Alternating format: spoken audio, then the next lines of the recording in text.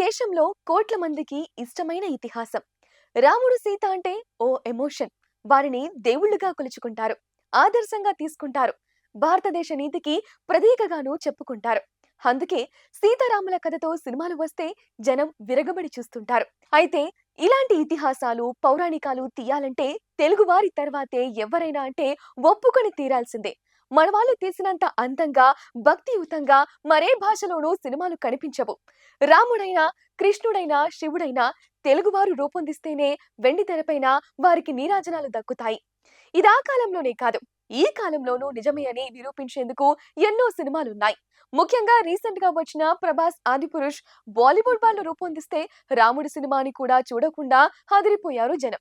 ముఖ్యంగా ఆ VFX graphics అబాస్పాలయ్యాయి.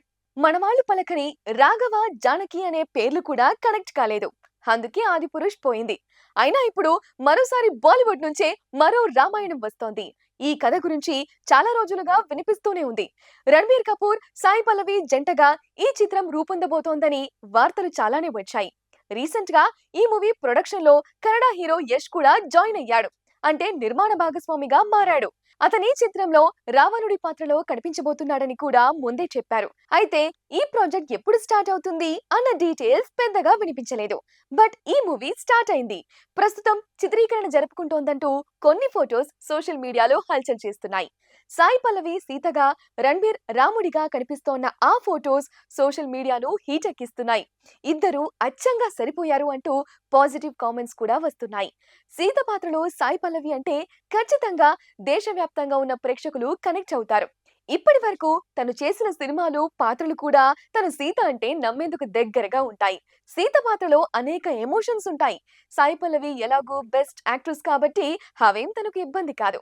అయితే ఇంత పెద్ద ప్రాజెక్ట్ ను ఇంత సైలెంట్ గా స్టార్ట్ చేయడం, అంతే సైలెంట్ గా షూటింగ్ చేస్తుండటానికి కారణాలేంటో కానీ త్వరలోనే దేశం రామాయణ గాథను మరోసారి సినిమాగా చూడబోతోంది. మరీసారైనా బాలీవుడ్ ఈ చిత్రాన్ని ప్రాపర్ గా రూపొందిస్తుందా, లేక ఆదిపురుషుల అబాజు పాలవుతుందా అనేది చూడాలి. రామాయణం ఈ దేశంలో కోట్ల మందికి ఇష్టమైన ఇతిహాసం.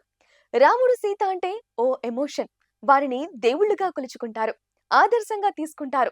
భారతదేశ నీతికి ప్రతీకగాను చెప్పుకుంటారు. అందుకే సీతారాముల కథతో సినిమాలు వస్తే జనం విరగబడి చూస్తుంటారు. అయితే ఇలాంటి ఇతిహాసాలు, పౌరాణికాలు తీయాలంటే తెలుగువారి తర్వాతే ఎవరైనా అంటే ఒప్పుకొని తీరాల్సిందే. మనవాళ్ళు తీసినంత అందంగా, భక్తియుతంగా మరే భాషలోనూ సినిమాలు కనిపించవు. రాముడైనా, కృష్ణుడైనా, శివుడైనా తెలుగువారు రూపొందిస్తేనే వెండి తెరపైన వారికి నీరాజనాలు దక్కుతాయి. ఇదా కాలంలోనే కాదు, ఈ కాలంలోనూ నిజమే అని నిరూపించేందుకు ఎన్నో సినిమాలున్నాయి.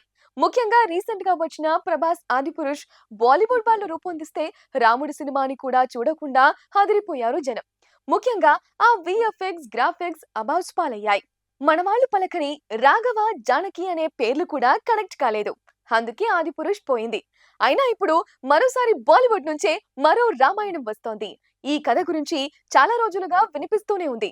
రణబీర్ కపూర్, సాయి పల్లవి జంటగా ఈ చిత్రం రూపొందబోతోందని వార్తలు చాలానే వచ్చాయి. రీసెంట్ గా ఈ మూవీ ప్రొడక్షన్ లో కన్నడ హీరో యష్ కూడా జాయిన్ అయ్యాడు. అంటే నిర్మాణ భాగస్వామిగా మారాడు.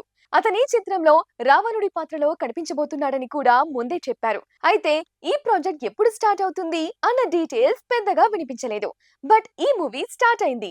ప్రస్తుతం చిత్రీకరణ జరుపుకుంటోందంటూ కొన్ని ఫోటోస్ సోషల్ మీడియాలో హల్చల్ చేస్తున్నాయి. సాయి పల్లవి సీతగా, రణబీర్ రాముడిగా కనిపిస్తోన్న ఆ ఫోటోస్ సోషల్ మీడియాను హీట్ ఎక్కిస్తున్నాయి. ఇద్దరు అచ్చంగా సరిపోయారు అంటూ పాజిటివ్ కామెంట్స్ కూడా వస్తున్నాయి. సీత పాత్రలో సాయి పల్లవి అంటే ఖచ్చితంగా దేశవ్యాప్తంగా ఉన్న ప్రేక్షకులు కనెక్ట్ అవుతారు. ఇప్పటి వరకు తను చేసిన సినిమాలు, పాత్రలు కూడా తను సీత అంటే నమ్మేందుకు దగ్గరగా ఉంటాయి. సీత పాత్రలో అనేక ఎమోషన్స్ ఉంటాయి. సాయి పల్లవి ఎలాగో బెస్ట్ యాక్ట్రెస్ కాబట్టి అవేం తనకు ఇబ్బంది కాదు.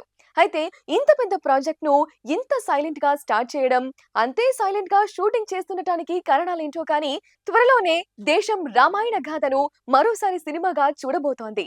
మరీసారైనా బాలీవుడ్ ఈ చిత్రాన్ని ప్రాపర్ గా రూపొందిస్తుందా, లేక ఆదిపురుషుల అబాజు పాలవుతుందా అనేది చూడాలి.